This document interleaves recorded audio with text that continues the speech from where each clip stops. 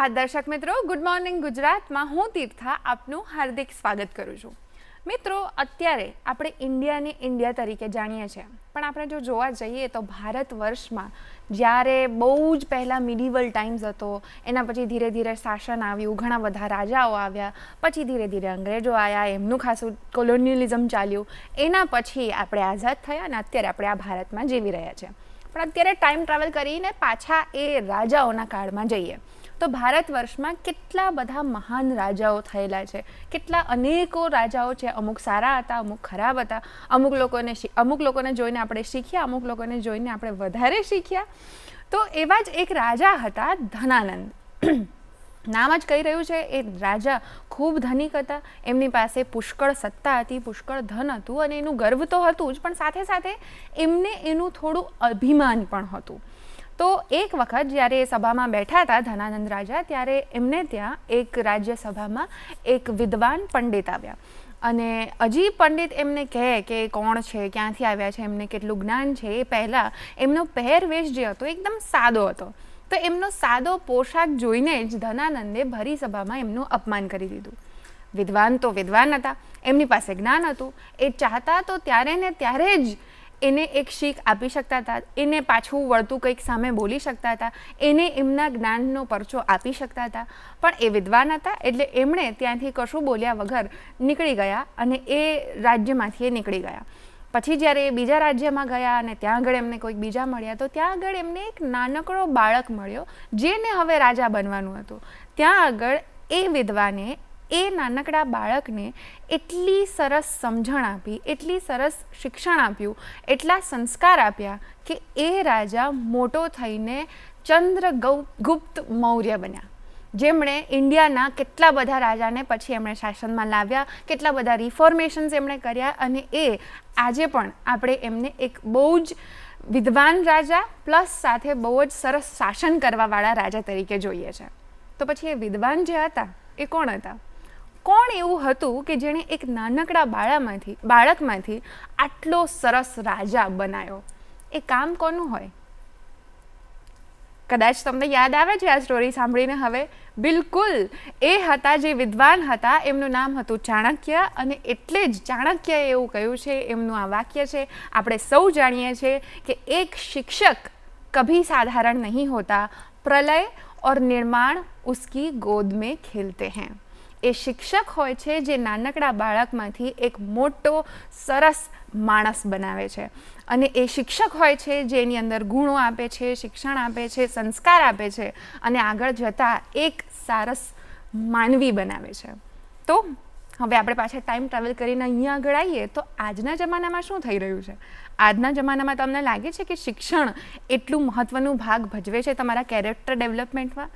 બિલકુલ ભજવે છે, પણ આપણે ધ્યાન નથી આપતા. આપણું આજકાલ વ્યક્તિત્વ અને આપણું જીવન એવું થઈ ગયું છે ને કે બસ ભણો, માર્ક્સ લાવો, ડિગ્રી મેળવો, આગળ વધો. અને એમાં ને એમાં ક્યાંક પેલી જે વેલ્યુઝ હોતી હતી, ક્યાંક પેલી જે ક્રિએટિવિટી, ક્યુરિયોસિટી હોતી હતી બાળકોમાં નવી વસ્તુઓ જાણવાની અને નવી વસ્તુઓ શીખવાની, એ થોડીક ઓછી થતી હોય એવું લાગે છે, રાઈટ? મને તો લાગે છે. તમને લાગે કે નહીં એ આપણે હવે આજનો એપિસોડ જોશું ને તો તમને ખબર પડશે. તમને પણ ક્યારેક ક્યારેક એવું તો થતું હશે ને કે આ શું બોરિંગ ભણાવે છે ટીચર, ક્યારના એકનું એક, મને તો કંટાળો આવી ગયો, એવું થતું હશે ને? તો આજે આપણે એવા એક શિક્ષકને મળવાના છે કે જેમણે આ જે બોરિંગ લાગતા કોન્સેપ્ટ્સ હોય, બોરિંગ લાગતા સબ્જેક્ટ્સ હોય, એને એક નવી રીતના સમજાવવાની ટેકનિક્સ શોધી છે. એના કારણે એમને ઘણા બધા અવોર્ડ્સ મળ્યા છે એક શિક્ષક તરીકે તો ચોક્કસ, પણ તે પછી એમની જે નીતિઓ છે એમનું એમણે પુસ્તક બનાવ્યું છે અને એમ પણ બાળકોને ગમે એવી વાર્તાઓ અને બાળગીતોનું પણ પુસ્તક એમણે ઘણા બધા લખ્યા છે. તો એ શિક્ષક પણ છે, લેખક પણ છે અને એમની પાસે એક નવી રીતો છે અમુક કોન્સેપ્ટ્સને સમજાવવાની. તો ચાલો એમની સાથેની વાતચીતમાં અમારી સાથે જોડાઈ જાઓ. નમસ્તે કૃપા મેમ. નમસ્તે રીતા મેમ. કેમ છો? એકદમ મજામાં. આપ કેમ છો? અમે પણ મજામાં છીએ. અમે તો ખૂબ ખુશ થયા છે કે આજે તમે અમારા શો પર આવ્યા છો અને જેમ મેં કહ્યું એમ કે તમે ઇનોવેટિવ રીતના જે સમજાવતા હો છો બાળકોને, જે કોન્સેપ્ટ્સ, એના વિશે આજે આપણે વાત કરવાના છીએ. તો હું તો બહુ એક્સાઇટેડ છું. પહેલું તો હું પણ, મને આટલું બધું દૂરદર્શન હું બહુ જ નાનકડી હતી. આઈ થિંક કદાચ હું ધોરણ 2 યા 3 હતી ત્યારે દાદી અને પપ્પા સાથે જોતા, અને એ દૂરદર્શનનો લોગો આજે મેં મારી નજર સમક્ષ જોયો. એટલે મારા માટે તો કદાચ મારી શાળાના બાળકોને જેટલી જિજ્ઞાસા હોય ને એટલી મને અહીંયા આવ્યા પછી થઈ. એટલે હું દૂરદર્શનની સમગ્ર ટીમ અને તમારો પણ આભાર વ્યક્ત કરીશ કે મારી આ નાનકડી વાતોને, અને કદાચ હું માનું છું કે ગુજરાતના એ જે બાળકો છે જેને ખરેખર જરૂર છે, તો હું પ્રયત્ન કરીશ કે હું ફક્ત જે કચ્છમાં કરું છું એ નહીં, પણ સમગ્ર ગુજરાત માટે કંઈક હું નાનકડું મારું પ્રદાન આપી શકું. બિલકુલ બિલકુલ થશે જ, અવશ્ય થશે. અને આપણે તમારા શિક્ષકની જે કચ્છની તમે વાત કરી, તો તમારા શિક્ષણની જ શરૂઆત ક્યાંથી થઈ એ હું જાણવા ઈચ્છીશ. તમારા બાળપણમાં અમને લઈ જાઓ કે બાળપણથી જ તમારે ટીચર બનવું હતું કે પછી એ ધીરે ધીરે ટ્રાન્સફોર્મ થયું? જી, પહેલાં તો ઉદયતાબેન એ વાત કરીશ કે મમ્મી મારા ક્લાસ 2 ઓફિસર હતા, અને પપ્પા પણ પ્રાથમિક શાળામાં જ પ્રિન્સિપલ હતા. એટલે આમ કહેવાય કે બાળપણથી જ એક બૌદ્ધિક અને શિસ્તમય વાતાવરણમાં અમારો ઉછેર થયો. અમે 3 ભાઈ બહેનમાંથી એક જ બાળક એવું હતું જે માતા પિતાની ઈચ્છા હતી કે શિક્ષક બને, પણ એમાં એવું થઈ શક્યું કે મારે એકના જ ફાળે આ કદાચ આવ્યું. અને જ્યારે નાનકડા હતા તો આમ જેને કે ને ઘર ઘોટલા રમતા, તો ત્યારે હું મમ્મીની ઓઢણી ઓઢી અને શિક્ષક બનવાનું જ એ રમત રમતી. ત્યારે કંઈ ખબર ના હતી, પણ કદાચ એમ કહીએ ને કે જીન્સમાં આ વસ્તુ આવી ગયેલી કે જ્યારે નાના નાના મિત્રો સાથે મળીએ તો હું એમ કહું કે આવું બેન બંધ્યા, કચ્છીમાં અમે એમ કહેતા કે આવું બેન બંધ્યા, હું શિક્ષક બનીશ. અને બધાને હું બેસાડી રાખતી, અને જ્યારે કોઈ જ ના હોય તો જે નાના નાના ઢીંગલા હોય ને એને હું બેસાડી રાખું અને હું શિક્ષક છું એવી રીતે એની સાથે હું રમતી. એટલે કદાચ મારા એ લોહીમાં જ શિક્ષક હોવાના ગુણ એ સમય હતા જ્યારે મને ખબર પણ ન હતી. અને ઘરનું વાતાવરણ પણ એમાં ભાગ ભજવ્યું કે 1 થી 7 ધોરણનું શિક્ષણ પપ્પાની પ્રાથમિક શાળા સરકારીમાં લીધું, અને 8 થી 10 ધોરણનું શિક્ષણ મમ્મીની સરકારી શાળામાં લીધું. ઓકે. એટલે બાળપણથી જ એ ગુણો તો આવી ગયા હતા ટીચરના. પ્લસ પેલી રમતની વાત કરીએ, મને ખૂબ ગમે. હું પોતે એવું કરતી હતી કે આટલા નાનો હોય, ભલે પહેરી હોય તો તમે ટી શર્ટ પેન્ટ પહેર્યું હોય પણ તોય દુપટ્ટો લગાવવાનો અને પછી ટીચર બનવાનું કે આ તમારું આજનું હોમવર્ક કર્યું. હા, 100% સાચી વાત. એ દરેક બાળકની, દરેક બાળકીએ આ એક ટાઈમે તો કરી જ હશે એવી વસ્તુ છે. અને એ ટ્રાન્સફોર્મેશન તમારામાં તો રિયલ થઈ ગયું કે એકદમ નાના હતા ત્યારે રમત રમતા હતા, એમાંથી તમે હવે એકચ્યુઅલી આટલા રિફોર્મેશનલ ટીચર છો. 100%. તો એ કઈ રીતના ટર્નિંગ પોઈન્ટ આવ્યો કે ભણવાનું તો ચાલુ કરી જ દીધું, પણ પછી એડલ્ટ લાઈફમાં જ્યારે ડિસિઝન લઈએ આપણે ખરેખર, એ કઈ રીતના થયું? પહેલાં તો એ કે જ્યારે 10th પછી આમ માની લો કે 14-15 વર્ષની ઉંમર હતી એ સમયે, 1993ની વાત કરું છું. અત્યારે તો 12th પછી પીટીસી અને એના પછી બીએડનું થાય છે, પણ અમારા સમયમાં 10th પછી પીટીસી થતું. તો ત્યારે તો કંઈ ખબર જ નહીં કે શિક્ષક બનવાનું છે, પણ નાનપણમાં એમ રમતા એટલે મમ્મી પપ્પાનો આગ્રહ એ રહેલો. અને એ સમયે સરકારીમાં એડમિશન મળવું એ થોડું અઘરું ગણાતું. તો જ્યારે 10thનું રિઝલ્ટ આવ્યું અને સરકારીમાં પીટીસી કોલેજમાં જવાનું છે, તો એના માટેનું જે રિઝલ્ટ બારે પડવાનું હતું, ત્યારે મારા જીવનનો, અત્યારે હું 2006 સુધી 2026 સુધીની વાત કરું તો એ સમય 1993 થી 2026 સુધીની એક જ રાત એવી હતી જે મારા જીવનમાં આજે પણ યાદ છે કે હું જાગી હતી. અચ્છા. કે મને પીટીસીમાં એડમિશન મળશે કે નહીં, કારણ કે મને શિક્ષક બનવું છે, અને જો પીટીસી કરું તો જ શિક્ષક બની શકું. એ આખી રાત હું જાગી હતી કે સવાર કેમ નથી પડતી, કે સવારે મને ખબર પડે કે મને પીટીસીમાં એડમિશન મળ્યું કે નહીં, એ પણ સરકારી. તો આખી રાત જાગ્યા પછી સવારે 9:30-10 વાગ્યાનો સમય થયો અને પપ્પાને ફોન આવ્યો કે આંજી છોકરી જો પીટીસીમાં એડમિશન થઈ ગયો. અને હું તો જાગતી જતી, કોનો ફોન આવ્યો પણ સામે વાત ન સંભળાય, એટલે પપ્પાએ તરત જ કહ્યું કે તારું એડમિશન થઈ ગયું. અને ત્યારે એટલો હાશકારો થયો કે એક ક્ષણ હું કહું છું ને કે આજે પણ મને યાદ છે કે હું ક્યારે આખી રાત નથી જાગી. પણ એ એક જીવનનું, જેમ કહ્યું ને કે કેવી રીતે આ ટર્નિંગ પોઈન્ટ આવ્યું કે બસ એ ઈચ્છાને, એ દિવસની એ જે સવાર હતી એ મને આજે પણ યાદ છે કે ના, હવે હું શિક્ષક બનીશ, એ પાક્કું થઈ ગયું. અને ઈશ્વરે મને એ ક્ષણ આપી કે ના, હવે હું શિક્ષક બનીશ. એટલે એમ કહું કે 1 થી 7 ધોરણનું પ્રાથમિક શિક્ષણ પણ સરકારીમાં જ લીધું, માધ્યમિક પણ સરકારીમાં જ લીધું, અને શિક્ષક બનવાની જે કારકિર્દીની શરૂઆત હતી એ પણ સરકારીમાં, અને નોકરી પણ અત્યારે હું સરકારી જ કરું છું. એટલે હું એમ માનું છું કે જે સરકારી શાળાઓમાં જે શિક્ષણ થાય છે એ ખરેખર ઉત્તમ છે. ફક્ત એટલું જ છે કે ઝાક જમાડ નથી, પણ જે ગ્રાસરૂટ લેવલથી એક બાળકનો વિકાસ થવું જોઈએ ને, એ સરકારી શાળામાં ચોક્કસ થાય છે. એ હું મારી જર્નીથી હું એને પ્રૂફ કરી શકી છું કે ના, સરકારી શાળા એટલે બેસ્ટ શાળા છે. બિલકુલ છે. અને તમારી આખી જર્ની જે પેલી ફૂલ સર્કલ કહેતા હોઈએ છે ને, લાઈફ કમ્પ્લીટ ફૂલ સર્કલ જેવું થયું કે જ્યાં ભણ્યા ત્યાં જ ભણાવવાનો મોકો મળે, એ જ સંસ્થાઓમાં ને એ જ શૈલીમાં. એ ખૂબ સરસ વાત છે. તો તમારી પહેલી જે શાળા હતી જ્યાં તમે ભણાવવાનું ચાલુ કર્યું, બિકોઝ આ તો તમારી જર્ની થઈ ગઈ, મક્કમતા આવી ગઈ કે મારે બનવું છે. બન્યા પછી તમારી જે પહેલી શાળા હતી એના વિશે યાદ છે કશું? જી શ્યોર. એ મને બહુ વધારે સારી રીતે યાદ છે. તેમને કહ્યું ને કે એ નાઇટ મને 2026માં પણ યાદ છે. તે મારી પહેલી શાળા એ બાલ શાળા હતી કે જ્યાં હું બાલ મંદિર ભણી હતી. આજે ભુજના છઠ્ઠી બારી રિંગ રોડ કહેવાય છે, એના ઉપર એ શાળા હતી. અત્યારે ભલે એ શાળા નથી, પણ જ્યારે હું ત્યાં બાલ શાળામાં ભણી, એપ્રિલમાં એક્ઝામ માર્ચમાં પૂરી થયા ગયા બાદ જૂનમાં હજુ રિઝલ્ટનું જેને કે હાર્ડ કોપી હાથમાં આવવાની બાકી હતી.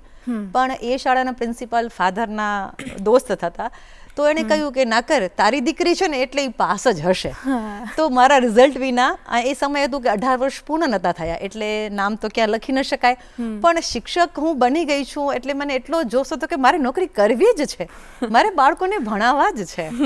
ને સતત શિક્ષણમાં જ્યારે જતા ત્યારે પણ બહુ એટલી બધી આમ રાત જાગીને તૈયારી કરતી કે સતત શિક્ષણ એટલે વાર્ષિકમાં તો બહુ સારા માર્ક્સ આવવા જ જોઈએ. તો એ રીતે જ્યારે ખરેખર હવે વર્ગખંડમાં હું જઈશ ને, એ મારા માટે એક નાના બાળકની જે જિજ્ઞાસા હોય ને એનાથી કદાચ 10 ગણી હતી. કે જ્યારે હું બાલ શાળામાં મારું પ્રથમ દિવસ, અને એ પણ પપ્પા મૂકવા ચાલ્યા કે ચાલ તારી નોકરીનો પ્રથમ દિવસ, અને એ 800 રૂપિયાનો પગાર મને આજે પણ યાદ છે કે આખા મહિના પછી મને એ 800 રૂપિયાનો પગાર મારા એ શિક્ષક તરીકેની નોકરીનો મળ્યો હતો. અને વર્ગખંડમાં જે બધા રેગ્યુલર શિક્ષકો આવતા એનાથી પહેલા હું પહોંચી જતી. 11 વાગ્યાનો સમય હતો, 10 વાગ્યામાં મને સર કહેતા કે દીકરા કે 11 વાગ્યા શાળાનો સમય, તો 10 વાગે ન આવી જા. પણ એ પહેલો દિવસ મને એટલો બધો આમ કે ના મારે, હું હવે શિક્ષક છું, મારો વર્ગ થશે, હું બાળકોને ભણાવીશ રિયલમાં. જે બાળપણથી જે ગરગોટલાથી સપનું જોયું હતું અને હવે એ 2005માં ખરેખર મારી નજરની સમક્ષ આવી રહ્યું છે, મને એ દિવસે માનવામાં નહોતું આવતું. અને એટલી વહેલી હું પહોંચી ગઈ, અને જ્યાં સુધી એ શાળામાં રહી ત્યાં સુધી રોજ શિક્ષક મારા આચાર્ય રોજ કે તું આટલી વહેલી ના આવી જાય, પણ મને જ ભણાવવાનું આમ જે નહીં કે એટલો શોખ એમ કે ના, હું અને છોકરાઓને રોજ નવું કરાવતી. રોજ મારા વર્ગખંડની શરૂઆત હું બાળગીતથી કરતી. કારણ કે જ્યારે સતત શિક્ષણમાં મેં જોયું કે બાળકોને જે રેગ્યુલર શિક્ષકો ભણાવે છે, કારણ કે સ્વાભાવિક છે કે એમને અભ્યાસક્રમ પૂર્ણ કરવાનું હોય, તો રોજ એ ના કરી શકે ને અમે સતત શિક્ષણમાં ક્યારેક જઈએ. પણ એ પદ્ધતિ મને એવી ગમી ગઈ, કારણ કે દરેક બાળકના ચહેરા પર હું સ્મિત જોતી. એટલે એમ થયું કે ના, આનાથી જ વધારે મજા આવે છે. અને ત્યારબાદ પછી પ્રાઇવેટ શાળાઓમાં, વિદ્યા ભારતીની શાળામાં, RSSની શાળાઓમાં પણ મારે એ રીતે ટ્રેનિંગ બાદ જવાનું થયું. તો એ કાર્યકાળ પણ ખૂબ સારી રીતે યાદ રહ્યું, કારણ કે જે દેશભક્તિનો એક આમ જનૂન કહીએ, એ સમય એ શિક્ષકોમાં રોપતા. અને ત્યારબાદ સૌથી પહેલી નોકરી 5/11/1998માં, જેને કહીએ કે 2001નું ભૂકંપનું એપિસેન્ટર જે સ્થાનને આપવામાં આવ્યું હતું, લોડાઈ, ત્યાં મારી પ્રથમ નોકરી સરકારી એ દિવસે થઈ હતી. અને પેલું જ કે એ ભુજથી એટલું બધું દૂર હતું જે ખ્યાલ ન હતું. અને બરોબર ત્રીજા જ દિવસે ત્યાંથી બસ નીકળી ગઈ. આખું ફરીને અમે બહુ લેટ ઘર આવ્યા, અને ત્યારથી રોઈને મમ્મીને કીધું કે નોકરી તો નથી જ કરવી. કે આટલું મોટું સપનું જોયા બાદ કે આખો દિવસ 12 કલાકથી ઉપર થઈ ગયા, અને બહુ તકલીફથી ભુજ ઘર પહોંચ્યા, એટલે રોવાનું ચાલુ થઈ ગયું કે હવે આ નોકરી નથી કરવી. મમ્મીએ ખૂબ સમજાવ્યા કે સરકારી નોકરી છે, આજે તકલીફ પડે છે, પણ ભવિષ્ય તમારું બહુ સારું હશે. લગભગ 2 મહિના સુધી રોજ રડ્યા, કેમ કે સવારે 9 વાગે જઈએ, સાંજે 7 વાગે ઘરે આવી. એ સમય એક જ બસ એ ગામડામાં જતી. તો રોજ રોવાનું આવે કે આ નોકરી હવે થશે નહીં. અને ત્યારે મનમાં એમ પણ થતું કે આટલા વર્ષોનું બાળપણનું સપનું હવે સાકાર થયું, અને આ નાની તકલીફોથી કેમ મૂકી દઉં. તો લગભગ માની લો કે 3 વર્ષ તો બહુ રોવાનું આવ્યું કે આ નોકરી થઈ નહીં શકે. બદલીના પ્રયત્નો કર્યા, પણ ત્યારે નવા વિદ્યા સહાયકમાં લાગેલા, બદલી થાય નહીં. પણ પછી ધીમે એમ કહે ને કે બાળકોના સ્નેહે આ જે તકલીફો તેને ભૂલાવી દીધી. અને એ સમયે મને બરોબર સારી રીતે યાદ છે કે તત્કાલીન મુખ્ય શિક્ષણ મંત્રી માનનીય આનંદીબેન પટેલ હતા અને એ શાળાની અંદર અમારા બાળકોનું જિલ્લા કક્ષાએ નિબંધમાં હું નંબર લાવી શકી અને આખા ભુજ તાલુકામાંથી બેસ્ટ સીઆરસી તરીકે મને એ સમયે 2000ની સાલમાં આનંદીબેનના હસ્તે એવોર્ડ મળ્યો હતો. અરે વાહ. એટલે એક જેને કહે ને કે આટલી બધી તકલીફો પણ બસ એ નાનકડા એક પ્રોત્સાહનથી દૂર થઈ ગઈ કે ના તકલીફ આવશે તો જ કંઈક પામી શકીશું. બિલકુલ. તો બસ એ પહેલો જ દિવસ મારો પહેલો જ એમ કહે કે મહિનો ન કહી શકાય એ મારી લોડાઈ પ્રાથમિક શાળા અને એ જ મહિનામાં મારા વર્ગના એ વિદ્યાર્થીને જિલ્લા કક્ષાની નિબંધ હરીફાઈમાં હું નંબર લાવી શકી અને એ કદાચ એક વાર્ષિક જે આખા જિલ્લા શિક્ષણ તાલીમ ભવનનું સર્વેયું થાય અને એમાં એક સિલેક્ટ થાય તો સૌથી ફર્સ્ટ નંબર ઉપર લોડાઈ સીઆરસી તરીકે કૃપા નાકર નામ આખા આટલા મોટા કચ્છના સ્ટેજ પર બોલાણું ત્યારે જે આખા વર્ષની જેટલી તકલીફો હતી ને એક ક્ષણભરમાં ભૂલાઈ ગઈ કે ના સારું ડિસિઝન લીધું કે મૂકી દઈ. હા ચોક્કસ. અને તમે વાત પણ કરી એ ગર્વ તો થાય પ્લસ બાળકોનો સ્નેહ જે તમે કીધો એ કે એ પણ એક અગત્યનું છે ટુ બીકમ અ ટીચર કે તમને બાળકો ગમવા જોઈએ પહેલાં તો તમને એ જે ઇનોસન્સ છે એનાથી તમને પ્રેમ હોવો જોઈએ તો તમે એમને શીખવી શકશો અને એ આઈ થિંક તમે સમજી શક્યા છો અને એના કારણે તમારી જે શૈલી છે એમાં ફેરફાર લાવ્યા છો. અમને શૈલી વિશે બધું બહુ જ જાણવું છે પણ અત્યારે સમય થઈ ગયો છે એક વિરામનો. તો દર્શક મિત્રો મળીએ ગુડ મોર્નિંગ ગુજરાતમાં એક નાનકડા વિરામ બાદ. વિરામ બાદ આપ સૌનું ફરીથી સ્વાગત છે ગુડ મોર્નિંગ ગુજરાતમાં. આજે આપણી સાથે છે કૃપાબેન નાકર કે જેઓ એક સરસ મજાના યુનિક ઇનોવેટિવ ટેકનિક્સથી શીખવતા ટીચર છે પ્લસ લેખક છે. તો ચાલો એમની સાથેની વાતચીત હવે કન્ટિન્યુ કરીએ. મેમ વાત આપણે એ જ કરી કે શિક્ષણની તમારી જર્ની સ્ટાર્ટ થઈ અને એ પછી અમને ખાસ રસ એ છે કે તમે શૈલી બદલી કે બાળકોના નજરિયાથી બાળકોને જે સમજાય અને સમજવું ગમે એ રીતના તમે નવી સ્ટાઇલ ઓફ ટીચિંગ જે કરી છે એના વિશે અમને માહિતી આપો કે એ કેવી રીતના આવ્યું અને શું છે એ. જી ચોક્કસ. સૌથી પહેલાં તો જે મેં તમને વાત કરી કે સતત શિક્ષણમાં મેં એ વસ્તુ જોઈ કે જે રેગ્યુલર સિસ્ટમથી આપણે બાળકને ભણાવીએ છીએ તો એ તમારા તરફ ફક્ત 3 મિનિટથી વધુ ધ્યાન કેન્દ્રિત કરી નથી શકતા. એ મેં પીટીસીના સમયથી જ મેં એ માર્ક કર્યું. ત્યારે મેં તમને વાત કરી કે જે પહેલા દિવસથી મેં શરૂઆત કરી ત્યારે મેં જોયું કે બાળકોને બાળગીત વધારે ગમે છે, બાળ વાર્તા વધારે ગમે છે. તો મને એમ થયું કે જો એમને મારી તરફ આકર્ષિત કરવા હશે, મારી વાત એમના ગળે ઉતારવી હશે તો એમને ગમતી પદ્ધતિથી જ મારે ભણાવવું પડશે. તો એ સમયે સૌથી પહેલાં તો મારી પાસે ચેલેન્જ એ હતું કે અભ્યાસક્રમ પૂર્ણ કરવાનો. ત્યારે આચાર્ય કે તકબેન આવી રીતે કરવા જશો તો અભ્યાસક્રમ તો એમને એમ રહી જશે અને પછી જ્યારે આખા વર્ષનું સર્વૈયું આવશે કે કેમ આ પૂરું નથી ત્યારે જવાબ દેવું અઘરું પડશે. ત્યારે મને એમ થયું આ વાત પણ સાચી છે કે આપણો અભ્યાસક્રમ પણ પૂર્ણ થવું જોઈએ. તો એ સમયથી મેં એક શરૂઆત કરી કે સપોઝ કે ગુજરાતીનો વિષય મેં લીધું તો ગુજરાતી વિષયમાં જેટલા પણ લાંબા એકમો હતા કે જેને સમજાવવામાં વધારે વાર લાગે છે તો એ મારે એક જ વર્ષ મહેનત કરવી પડી કે એને ડાયલોગ્સમાં કન્વર્ટ કરીને નાટક બનાવડાયા. અરે વાહ. પાઠ એનો એ વિષય વસ્તુ એને એ પ્રશ્નો એને એ આવે પણ એને નાટકમાં કન્વર્ટ કર્યા અને એ બાળકોને રિસેસના સમય ગમે રીતે એ સમય વચ્ચે કાઢીને હું એને એ ડાયલોગ્સ યાદ કરાવતી અને એની સ્ક્રિપ્ટ પણ 2-3 પાનાની ઝેરોક્સ કરાવીને રાખતી. તો શું થયું કે વર્ગખંડની અંદર પાઠ એ જ ચાલે પણ બાળકને એ શનિવારની બાલસભામાં રજૂ કરાવીએ, વર્ગખંડની અંદર રજૂ કરાવીએ તો બાળકોને ખૂબ મજા આવવા લાગી કે બેન હું એમાં એવું થતું કે પાત્રોથી વધારે તો બાળકોની સંખ્યા વધી જાય કે બેન અમારે ભાગ લેવું છે, અમારે ભાગ લેવું છે. ત્યારે મારા પક્ષે મહેનત થોડીક વધારે થતી કે એક પાઠનું જે મુખ્ય મુદ્દો જે પરીક્ષામાં પ્રશ્નો રીતે પણ આવવા જોઈએ એનો જવાબ પણ બાળકને આવડવું જોઈએ. કારણ કે ખાલી મોજ કરે અને પરીક્ષામાં જવાબ ન લખી શકે તો એ પ્રશ્ન તો પાછો એ ઊભો રહેવાનો. તો એના દ્વારા બાળકોને શું થયું કે એને આખું કન્ટેન્ટ યાદ રહેવા લાગ્યું. અને બીજું કે જે સપોઝ કે વિજ્ઞાનના વિષય હોય કે સમાજ વિદ્યા એ પણ ખૂબ લેન્ધી પડતા તો એને પછી મેં વાર્તામાં કન્વર્ટ કર્યું. એટલે જેમ અત્યારે તમે ધનાનંદની વાત કરી તો એવા આપણા સમાજ વિદ્યાની અંદર ઘણા બધા પાઠો છે, ઐતિહાસિક પાઠો છે તો એને નાના પાત્રો બનાવીને એની રજૂઆત કરી અને એની રજૂઆત વાર્તાની સાથે સાથે એક નવું કોન્સેપ્ટ મેં લાવ્યું કે પપેટ. તો બાળકને એમ થાય કે આ અમારા શિક્ષક તો નથી બોલતા પણ આ કોણ અમારી સાથે વાત કરી રહ્યું છે. એટલે બાળક જે 3 મિનિટ એનું ધ્યાન કેન્દ્રિત કરવાની છે આ મનોવિજ્ઞાન કારણ છે એનાથી વધારે એ વધુ સમય સુધી એ પપેટને જોવામાં વ્યસ્ત રહેવા લાગ્યા અને એને મજા આવી કે આ કંઈક નવું થઈ રહ્યું છે. અને ખરેખર તો એનો અભ્યાસક્રમ જ ચાલી રહ્યું હતું, અચ્છા, પણ એમને એમ થયું કે અમે કંઈક નાટક જોઈ રહ્યા છીએ. તો અને એના સિવાયની કે જે અન્ય બધા વિષયો છે, તો અત્યારે તમે જોયું હશે કે કોણ બનેગા કરોડપતિ માનનીય આપણા બચ્ચન સાહેબ ચલાવી રહ્યા છે. તો જે વિજ્ઞાનના એકમો છે એના જે પાઠની અંદર આવતા જે પ્રશ્નો જવાબ હોય એને મેં શું કીધું, કોણ બનેગા કરોડપતિની જેમ 4 ઓપ્શનમાં મેં એને કન્વર્ટ કર્યા. અચ્છા, અને વર્ગખંડની અંદર ચલો બેની ટીમ કોણ કોણ પોતાનો ફ્રેન્ડ, તો તરત જ પછી એને ખબર પડવા લાગી કે બેન હવે આ વિષયને આવી જ રીતે ભણાવશે. ઓકે, તો એ લોકો જાતે પણ તૈયારી કરતા કે જે બેની ટીમ બનાવે અને જે ટીમ વિનર થાય એને ભલે નાનકડી પેન્સિલ સેટ આપીએ, પણ છોકરાઓને મજા આવવા લાગી કે આજે અમારી ટીમ વિનર થઈ. અને ખરેખર તો અભ્યાસક્રમ જ ચાલતું આગળ થતું રહ્યું. એટલે આમ કહે કે શિક્ષકના ફાળે થોડીક મહેનત વધે છે. અને ખાસું કહું તો ઘરે ગયા પછી પણ મને ઘરની સફાઈ કે રસોઈ યાદ નથી આવતી, પણ બીજા દિવસે મારે કન્ટેનમાં શું બનાવવાનું છે તો એ મને જ વધારે ગમે છે, કારણ કે બાળકો મારી સાથે સતત ઓતપોત રહે છે. કારણ કે એને એમ નથી થતું કે બેન આજે ભણાવશે, અને આજે 2026 સુધી મેં ક્યારે એવું નથી કીધું કે ચાલો આજે આપણે ભણશું, આજે આપણે રમશું. તો એનાથી જ એને મજા આવે છે. અને વર્ગખંડની બહાર મેદાનમાં પણ કે નાના બાળકો છે એને સંખ્યા જ્ઞાન કરાવવા માટે મારી યુટ્યુબ ચેનલ છે, એના પર મેં ઘણા જ બધા રમતો મૂકેલી છે.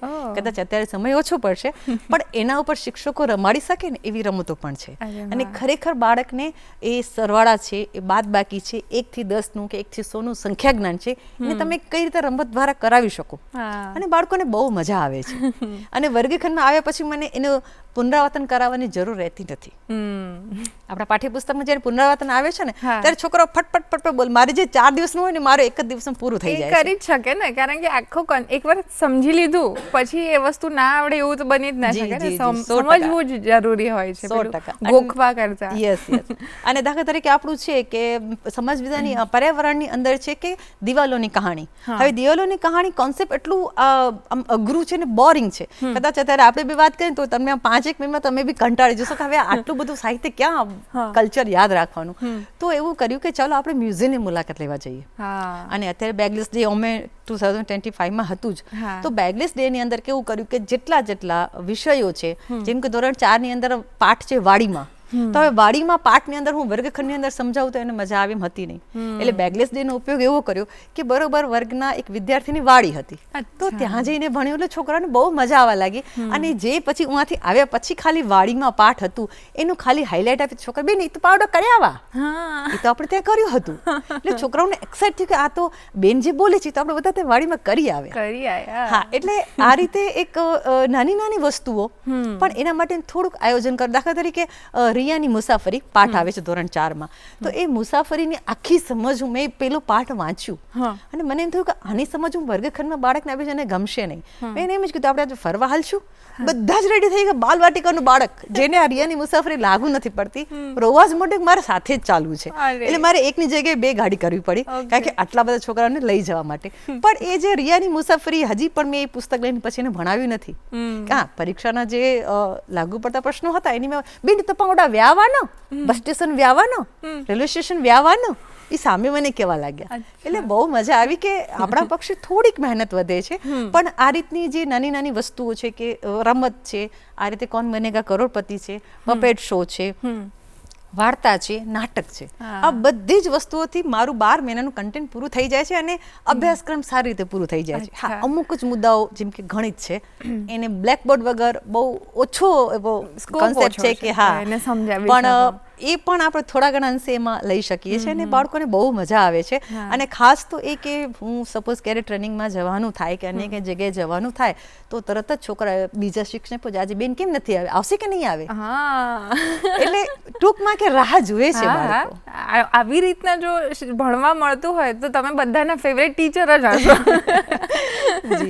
અને અમને પણ મન થઈ ગયું છે એકચ્યુઅલી, તમે વાત કરી છે કે પપેટથી તમે સમજાવી શકો છો, તો અમે પપેટ લાવ્યા છે, તો અમને કંઈક નાનકડો સબ્જેક્ટ સમજાવી શકો પપેટથી?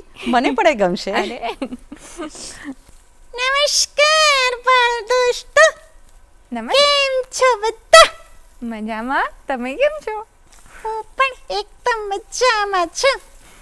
તમને એક વાત કહું? એક વાત કહું? કોને? એક વાત કહું? કોને? અરે એક વાત કહું કેમ કરો છો? જો તીર્થાબેનને ખોટું લાગી જશે કે તમે વાત કરતા નથી ને, કહું છું કરું છું. તીર્થાબેન, તમને ખોટું લાગી ગયું કે? ના ના.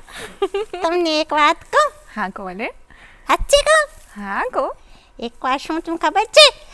અમારા અંકલજીના શિક્ષક આવ્યા હતા ને, એમણે છે ને મને કીધું હાર્ટનો સ્પેલિંગ બોલ. તને આવડ્યો કે ના આવડ્યો? મને છે ને આવડ્યો નહીં. પછી શિક્ષકે છે ને ગાયથી તો તપ્પો માર્યો ને કીધું બેન્ચ ઉપર ઊભો રહી જા. પછી શું થયું ખબર છે? શું થયું? કહું? હા.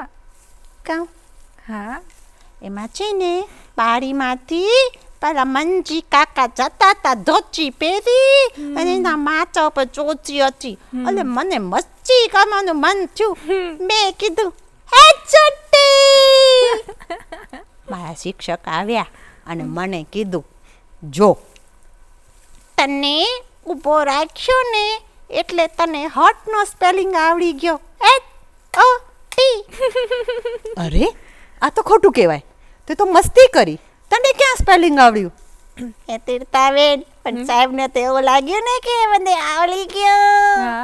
બોલો કેવું કર્યું? સરસ. એટલે આ રીતે ઘણી બધી નાની સ્ટોરી છે. એક પપેટ છે, સાથે 2 પપેટ મૂવ કરીએ છીએ. એનું એક સરસ મજાનું બાળકોને ગમતું આખું કર્ટન, કારણ કે એનસીઆરટી ન્યૂ દિલ્હી દ્વારા ઉદયપુર ખાતે અમે લોકો ટ્રેનિંગ લીધેલી હતી. કચ્છમાંથી અમે 10 શિક્ષકો સિલેક્ટ થયા હતા. એમાં 9 ભાઈઓ હતા, 1 હું હતી. એના પછી અત્યારે કચ્છની જે NGOs છે, જ્યાં લોક જાગૃતિનું કામ હોય, શિક્ષણ જાગૃતિનું કામ હોય, સ્વચ્છતાનું કામ હોય, પ્રાઇવેટ શાળા હોય, અને ખાસ કચ્છ જિલ્લાના શિક્ષકોને જે વિષય વસ્તુની તાલીમ છે, તો જિલ્લા શિક્ષણ તાલીમ ભવન ભુજ ખાતે પણ હું આના દ્વારા કરાવું છું. અને ઘણા જ બધા અલગ અલગ વિષયોની સ્ક્રિપ્ટ બનાવીને ત્યારે કરીએ છીએ. અને સૌથી વધારે મજા તો બાળકોને આવે છે, કે જે તમને વાત કરી કે આ એક નાનકડું જસ્ટ ડેમો હતો, પણ જે વિષય વસ્તુ છે એને આ રીતે પપેટથી, અને એમાં સ્ટ્રિંગ પપેટ છે, ગ્લોસ પપેટ છે, સ્ટિક પપેટ છે, જે પ્રમાણે વિષય વસ્તુની માંગ હોય એ પ્રમાણે હું સ્ક્રિપ્ટ રેડી કરી અને એ છોકરાઓને ભણાવું છું. બહુ જ ઇન્ટરેસ્ટિંગ અને બહુ જ ગમે એમને શીખવાની જે ઈચ્છા વધે એવી રીતના તમે સમજાવો છો. એટલે આઈ એમ શ્યોર કે એમાંથી બહુ જ સારું ફ્રૂટફુલ રિઝલ્ટ આવતું જ હશે બાળકો માટે. તમારા માટે એ કેવું રહે છે કે તમે કંઈક આ પદ્ધતિથી ભણાવવાથી કશું શીખ્યા હો, કંઈક નવું જાણવા મળ્યું હોય બાળકો વિશે કે શિક્ષણ વિશે, એવું શું છે?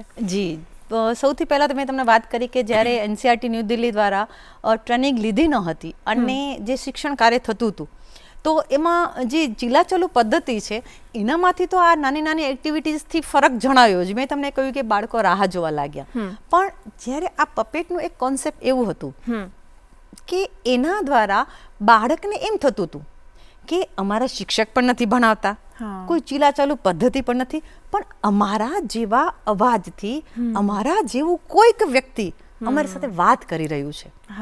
અને બાળક એવું છે કે આપણે શિક્ષકોએ ગમે રીતે પણ થોડુંક તો આપણા જેવી ભાષા, આપણા જેવો ટોન આવી જ જાય કે તમે બાળક છો, અમે મોટા છીએ. પણ આ જે પપેટના જે ડાયલોગ્સ ને એનો જે ટોન હતો, એ લોકોને એમ થાય આ તો અમારા જેવું જ કોઈક છે અને અમારી સાથે વાત કરી રહ્યું છે. એટલે બાળકો કોઈ તોફાન કરતા હોય કે વાતો કરતા હોય ને, તો એની સાથે તરત જ જવાબ દેવા તૈયાર થઈ જાય. જેમ અત્યારે મેં કીધું કેમ તીર્થાબેન છે ને, તો તમને પણ મારી સાથે જવાબ દેવાની ઈચ્છા થઈ ને, પણ એકચ્યુઅલમાં તમે એ પપેટને જવાબ દઈ રહ્યા છો. તો આ જ રીતના જે પ્રશ્નો હોય ને એ પપેટ દ્વારા હું બાળકોને પૂછું, અને જે ટોન થોડોક ફરે છે એટલે બાળકોને મજા આવે છે કે હા તો અમારા જેવું કોઈક છે અને અમારી સાથે વાતો કરી રહ્યું છે. તો એ પણ મજા આવી. અને ખાસ જ્યારે નેશનલ લેવલે આમ કહીએ કે જે આખા ભારતની અંદર 17થી વધુ ફિલ્મો બનાવી ચૂકેલા ડાયરેક્ટર અમને આ શીખવા માટે આવ્યા હતા કે કઈ રીતે અમારે ડાયલોગ્સ પ્રેઝન્ટ કરવાના, પછી સ્ક્રિપ્ટ, ક્લાસ 1 ઓફિસર્સ બધા સ્ક્રિપ્ટ કઈ રીતે અમે બોલી શકો, પછી સ્ટોરી ટેલિંગના જે માસ્ટર્સ હતા. તો એનાથી મને એ ફાયદો થયો કે મારી જે શીખવાની અને હું જે કામ કરે મારી પદ્ધતિ તેમાં હું ઘણો ફેરફાર કરી શકી. કારણ કે પહેલાં મારું એક જે સીમિત મર્યાદા હતી કે મારે આવી રીતે કરવું છે, પણ ત્યાં ગયા પછી મને એક પ્રોપર ગાઈડલાઈન મળી કે હું આવી રીતે કરી શકું. અને ત્યારબાદ અત્યારે પપેટની જ મારી એક આખી નવું પુસ્તક હું જે બહાર પાડવાની છું પપેટ માટેનું જ છે કે સ્પેશિયલી તમે કેવી રીતે ડાયલોગ્સ એમાં બનાવીને હું જે બનાવું છું એ તરત રેડી કરીને બીજા શિક્ષકોને આપી શકું, જેથી કરીને એ બાળકને આ રીતે કામ કરાવી શકે. અને ખાસ કે આના પછી ઓલ ઇન્ડિયા આકાશવાણીના માધ્યમથી પણ મેં આ પપેટ શો કરેલા છે. અને એના પછી ઓલ કચ્છની અંદર અત્યારે રિસન્ટલી હું પહોંચી એ જ દિવસે મને એક ફોન આવેલો કે અમારી શાળામાં આ રીતે પપેટ, અને ગુજરાત યોગ બોર્ડ છે એના દ્વારા પણ હું ત્યાં યોગ પપેટથી તમે કેમ કરાવી શકો. અત્યારે હું 2 સેશન એ લઈને જ આવી છું. અચ્છા. તો એ એક છે કે આખા કચ્છની અંદર હવે મારું નામ ખાલી કૃપા નહીં પણ પપેટવાળા બેન.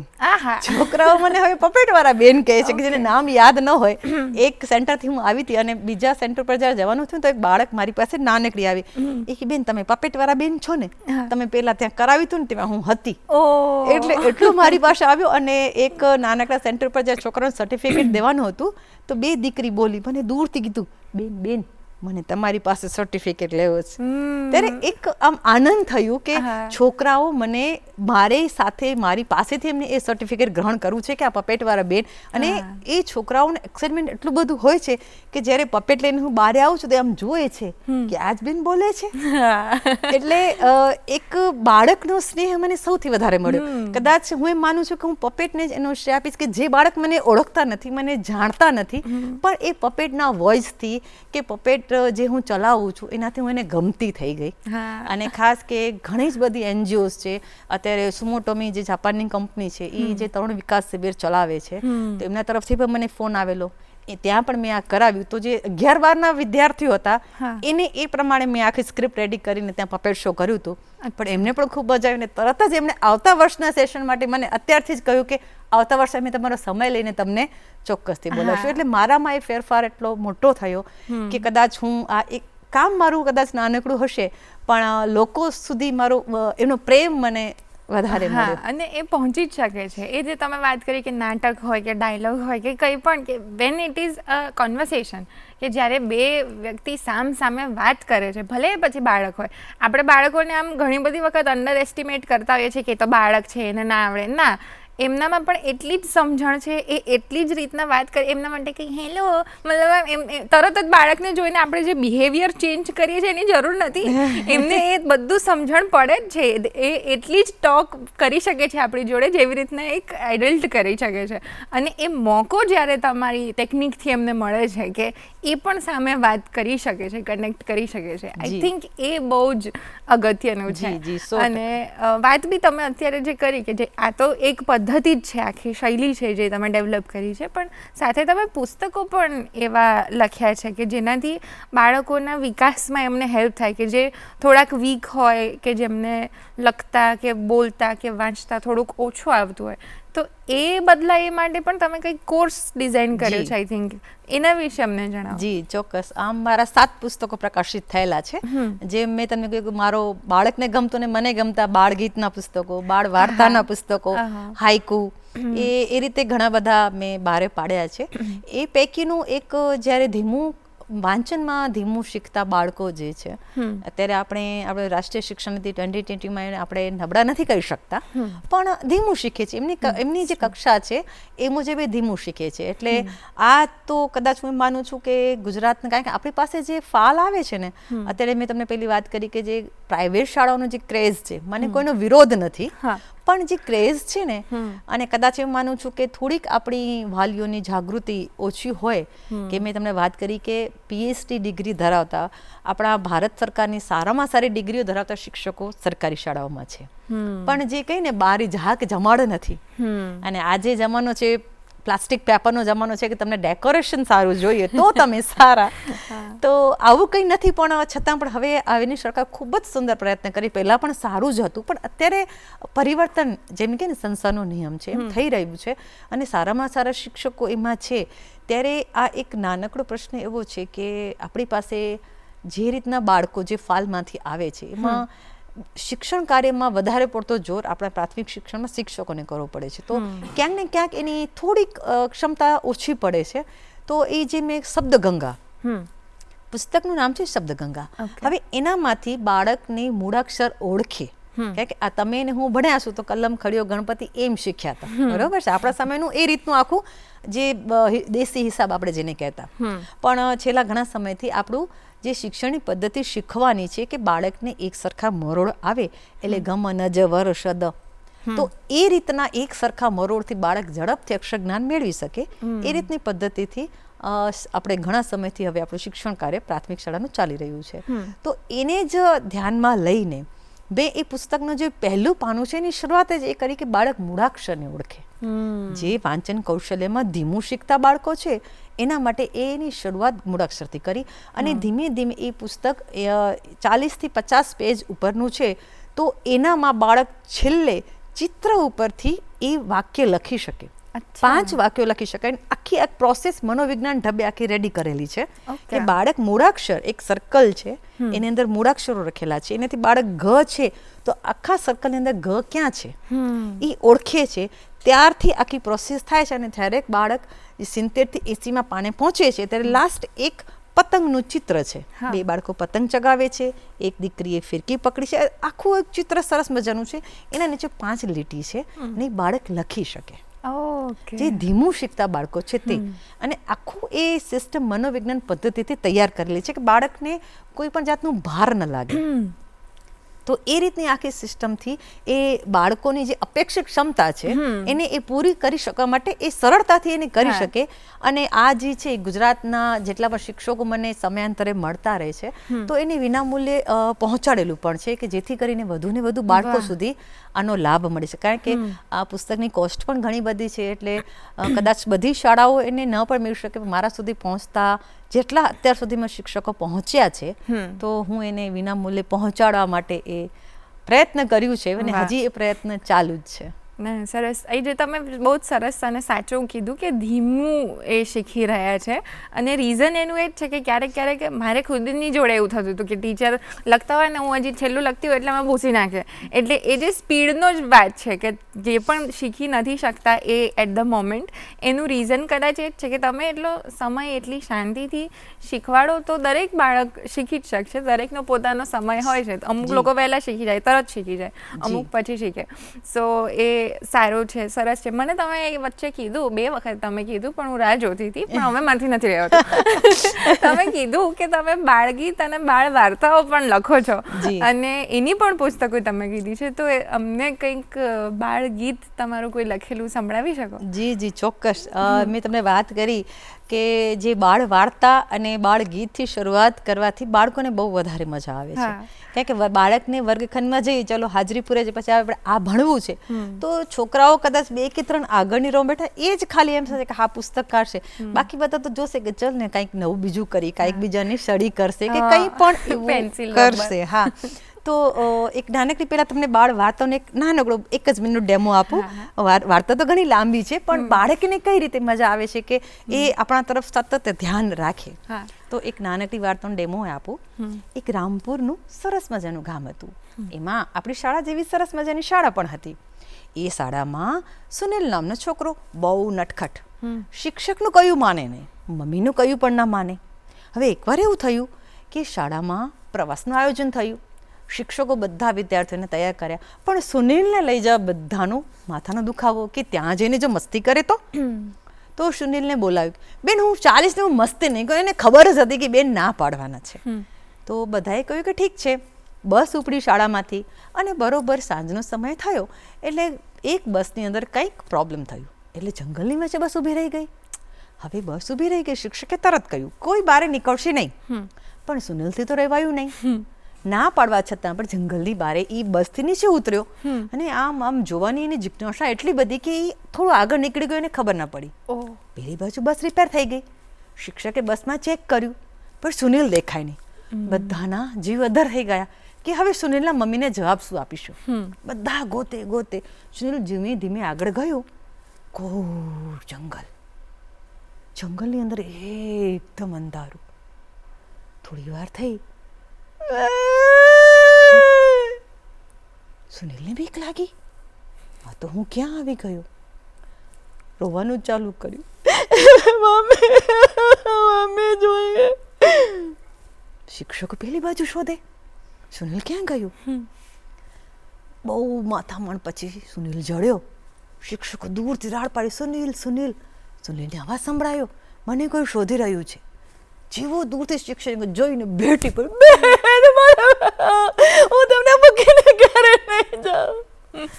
બસ આ જ એક ક્ષણ એવી હતી. એ દિવસથી સુનિલને થયું કે મોટેરાઓની વાત ન માનવાથી આ મુસીબતમાં હું ફસાઈ ગયો. ત્યારથી સુનિલે નક્કી કર્યું અને ત્યાર પછી એ ક્યારે પણ શિક્ષકની વાત માન્યા વિના કોઈ જગ્યાએ જાય નહીં. ઘરેથી નીકળે તો પણ મમ્મીની વાત માને. બોલો બાલ દોસ્તો, મજા આવી કે નહીં વાર્તામાં? તમે કોઈ આવું નથી કરતા ને? કરતા નહીં, હા. એટલે વાર્તા ઘણી બધી લાંબી છે, પણ મેં આ એકદમ શોર્ટમાં આ જે જંગલનું આખું વર્ણન છે એ ઘણું બધું લાંબુ પણ ચાલે છે, એટલે બાળકોને મજા આવે છે. તો વાર્તાથી પણ ઘણા બધા કોન્સેપ્ટ આપણે ક્લિયર સારી રીતે કરી શકીએ છીએ. બહુ જ ઓલરેડી મને તો ગમી ગયું બધું જ તમારું આખું જે તમે કીધું, મને રસ જાગી ગયો કે આ હવે વાર્તા મારે વાંચવી છે. અને જ્યારે એક આમ જેમ કે રોવાનું એક્શન કરીએ છીએ, પછી શોધવાનું એક્શન કરીએ છીએ, પછી જે જંગલમાંથી ધીમે ધીમે ધીમે ઝાડીઓ ખુલે છે, એનું જે વર્ણન છે ને, તો હું પ્રયત્ન કરું કે બાળકોને કહું તમને કોઈને બીક નહીં લાગે તો આપણે બારી દરવાજો બંધ કરી દઈએ, અને પછી જે વાર્તા થાય છે તીર્થાબેન તમને કહી શકો મારા વર્ગખંડમાં તમે આવો, તમને સાચી મજા આવશે. તો રાત જોઉં હવે. મને એ જ થાય કે આવા ટીચર હોય તો કોણ ના આવે સ્કૂલે? બધા જ આવશે. જી, હવે તમે જે બાળ ગીત કહ્યું, બાળગીત ઘણું લાંબુ છે, પણ હું તમને 2-3 લીટીમાં એ, અને જે મારું પુસ્તક છે એમાં મોટાભાગના બધા જ બાળગીતો અભિનય સાથે છે. કારણ કે બેસીને બાળક, આપણને કદાચ સાંભળવું ગમે, શિક્ષકોને કદાચ સાંભળવું ગમે, પણ બાળક એવું છે કે એને મસ્તી કરવી ગમે છે, એને કંઈક અભિનય સાથે કરવું ગમે છે. કારણ કે બેસીને બાળક બહુ વાર નથી બેસી શકતા, તો થોડા સમય આવું કંઈક કરાવીએ છીએ તો મજા આવે છે. પહેલો જ પ્રોગ્રામ સરકારી શાળામાં હોય છે પ્રવેશોત્સવ, અને એ બાળકને બહુ ગમતો હોય છે, કે જેની અંદર એને સરસ મજાનું ટોપીઓ પહેરવામાં આવે છે, ચોકલેટ, મીઠાઈઓ બધું જ પ્રવેશોત્સવમાં મળે છે. ઓકે. તો બાળકોને એ ગમે છે, અને હું મારી શાળામાં ગવડાવું પણ છું. તો એવું જ એક નાનકડું લીટી, ઘણી બધી છે પણ એક 2-3 લીટીમાંથી આપણે એને લઈએ, બરાબર છે? હું કદાચ અત્યારે બેસીને અભિનય કરીશ, કારણ કે મારી સિસ્ટમ અભિનયથી કરવાની થઈ ગઈ છે.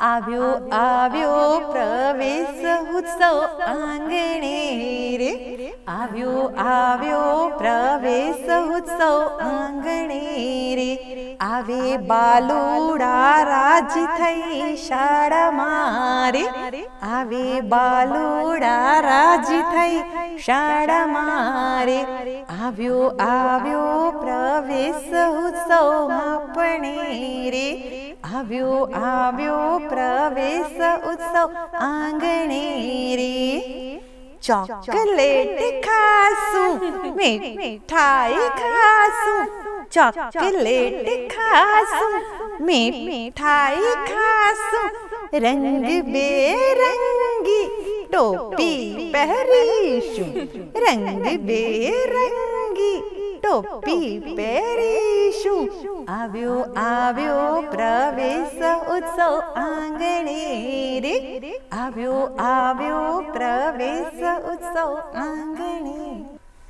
એટલે આ રીતે બાળકોને બહુ મજા આવે છે, અને જે વર્ગખંડમાં અને જે પ્રવેશોત્સવના દિવસે જે કંઈ એટલા વર્ષોથી સુંદર મજાની સિસ્ટમ આપણા સરકાર દ્વારા પાડવામાં આવી છે, એટલે બાળકોને બહુ મજા પણ આવે છે. અને આ રીતના ગીતોથી પણ એક શાળામાં આવવાનું, જેમ શાળા તત્પરતાનું આપણે એક 2-3 સપ્તાહો જે ચલાવતા હોઈએ છીએ, તો આવું જ કંઈક બાળકોને બહુ મજા આવે છે. બિલકુલ. અને શાળા તો પ્રયત્ન કરી જ રહી છે કે બને એટલા લોકો આવે, બને એટલા બાળકોને એમાં રસ જાગે, આવી સરસ ટેકનિક્સ પણ લાવી રહ્યા છે. મારે એ પૂછવું છે કે એઝ અ ટીચર તમે પેરેન્ટ્સ સાથે શું એક્સપેક્ટ કરતા હોવ છો? એવી કંઈક વસ્તુ જે આજકાલના પેરેન્ટ્સ કદાચ ક્યાંક લેક કરી રહ્યા છે, જે કરવી જોઈએ? આપણી પાસે જે રીતના બાળકો આવે છે, તો એમાં મોટા ભાગના જે વાલીઓ છે એ કાં તો મજૂરી કામે જતા હોય છે, કાં તો સવારથી બપોર કે સાંજ સુધીનું એમની એવી કાર્યપ્રણાલી હોય છે કે એ બાળકો તરફ જોઈએ એટલું ધ્યાન નથી આપી શકતા. કારણ કે આપણે દાખલા તરીકે આપણા બાળકોને જોયું તો આપણે સતત એણે શાળામાં શું લેશન કર્યું, શું ગ્રહ કાર્ય મળ્યું, એને વર્ગ શિક્ષક એની નોટબુક કઈ રીતે ચેક કરી, આપણે બધું જ આપણા બાળકનું કરી શકીએ છીએ, કારણ કે આપણે એ શિક્ષણના પ્રવાહમાં કે એ જાગૃતતાના પ્રવાહમાં છીએ. પણ આપણી પાસે જે દાખલા તરીકે અમારી સરકારી શાળાઓમાં અમે જોઈએ તો મોટા ભાગે મજૂર વર્ગના બાળકો આવતા હોય, લેબર વર્ક જે કરતા હોય, તો વાલીઓને શાળામાં કારણ કે ઘણી વખત એવું થાય કે માતાઓને બોલાવીએ તો ઘણા એવા માતાઓ હોય કે તરત એમ કહી દે કે નિશાળમાં આવીએ તો અમારા એક દિવસની મજૂરી ન તૂટે. તો એ રીતે માતાઓને શાળામાં લાવવા માટે અમે એક નવી પ્રવૃત્તિ કે એમ કહી શકાય કે માતાઓ માટેની નાની નાની હરીફાઈઓ રાખીએ. અચ્છા. કે એમને બાળકો આ તમારી મમ્મી માટે અમે તમને જે રમત રમાડે છે ને મમ્મીને રમત રમાડશું ને પછી મમ્મીને ગિફ્ટ આપશું. એટલે છોકરાઓ એની મમ્મીને શાળામાં લઈ આવે છે. અચ્છા. કે ના તું અમારી શાળામાં હાલ અને આજે અમારી બેન તને પણ રમત રમાડવાના છે. તો એ રીતે વાલીઓ પણ આવે છે અને પછી એમના જે બાળક છે કે એ ગેરહાજર રહે છે કે અનિયમિત છે કે એને લેસનમાં ક્યાં ક્યાં મુશ્કેલી પડે છે કે તમારે એને શું કરાવવાનું છે કે અમે એને જે ગૃહ કાર્ય આપીએ છીએ એ કઈ કઈ બાળકને કેમાં નબળાઈ છે. અને ખાસ કે શાળામાં તમે આવો તો શાળાની આખી ભૌતિક સુવિધાઓ જો કે શું શું છે અને તમે બીજાને કહી શકો કે આપણી શાળામાં આ વ્યવસ્થાઓ છે. તો હવે એવું થયું છે કે પ્રાઇવેટ શાળામાંથી પણ બાળકો સરકારી શાળામાં આવતા થઈ ગયા છે. આ 2024ના આંકડા આજે તમે જિલ્લાઓમાં જોવા મળશે.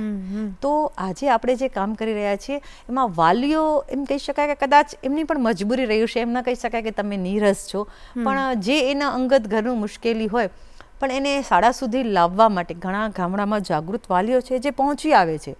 જેમ આપણે SMCની બનાવેલી છે, એની મિટિંગ દર 3 મહિને આપણે કરીએ, પણ એના સિવાય પણ વાલીઓ શાળા સુધી આવે, શાળામાં શું જરૂરિયાત છે, પોતાના બાળકની શું પ્રગતિ છે. તો એ હવે ધીમે ધીમે જાણતા થયા છે, કારણ કે આ રીતે SMCની મિટિંગ સિવાય પણ શાળામાં વાલીઓના રીતે બોલાવીએ છીએ. અને વાલીઓ પોતે અત્યારે CETની પરીક્ષા છે તો એમાં બાળકો જે નંબર લાવ્યા, મેરિટમાં આવ્યા, તો વાલીઓ સાથે બાળકોનું સન્માન કર્યું. જનરલી એટલા વર્ષો સુધી બાળકોનું સન્માન કરીએ, પણ આ વખતે વાલીઓનું સન્માન કર્યું અને એને બધા ન્યૂઝપેપરમાં આવ્યું. એટલે વાલીઓને પણ એમ થયું કે અમારા બાળક થકી અમે આટલા પબ્લિશ થયા. તો આ એક નવી પદ્ધતિ વાલીઓને શાળા સુધી લાવવા માટે પણ પ્રયત્ન કર્યું ને કદાચ એમ કહું કે નાની સફળતા મળી છે. હજી તો ઘણું બાકી છે, પણ આ રીતે એક નાની સફળતા મળી છે અને ધીમે ધીમે કદાચ એ બધે અસર થશે. એટલે સર્વાંગી વિકાસ માટે જેમ કહે છે ને કે જેટલી શાળા મહત્વની છે એટલું જ ઘરનું પણ ઇન્વોલ્વમેન્ટ હોવું જરૂરી છે. એટલે આ એક સરસ એક તક મળી છે કે જેના કારણે એક આખો એક હેબિટેટ બને બાળકની કેળવણી માટેની કે એમને એ મળી શકે.